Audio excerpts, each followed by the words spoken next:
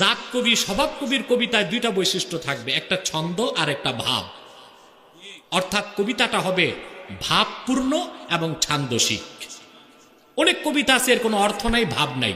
যেমন আপনারা বাচ্চাদের স্কুলে পড়ান, ওই দেখা যায় তাল গাছ, ওই আমাদের গা, ওইখানেতে বাস করে কানামো গিচ্ছা।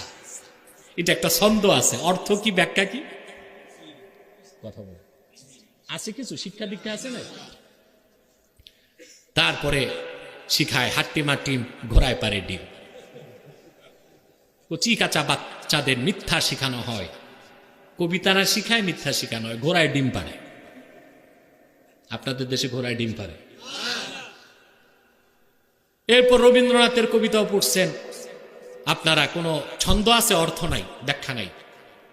মেঘের কোলে রোদ হেসেছে, বাদল গেছে টুটি, আজ আমাদের ছুটি, ও ভাই আজ আমাদের ছুটি। ছন্দ আছে, কি আছে অর্থ? মেঘ সরে গেছে, সূর্যের আলো আসছে, তো কি হয়েছে? স্কুল ছুটি হয়েছে, তাতে সমস্যা কি? নজরুল, আহা, মূল্যায়ন করতে পারি নাই তারে আমরা। বাচ্চাদের সাহিত্য শিখাবেন, শিখান না, সমস্যা নাই, সাহিত্যের সাথে ইমানটাও শিখান। ওরকম কবিতা কি বাংলায় নাই? নজরুলের কবিতা শিখান।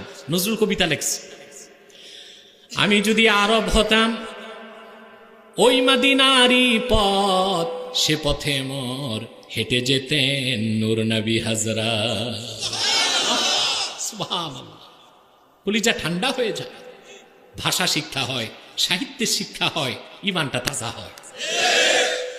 এই কবিতাগুলো থাকতে কিসের আমরা কিনা পড়াই তাল গাছ, ঠিক না, আর ব্যাগের কোলে রোদ হেসেছে।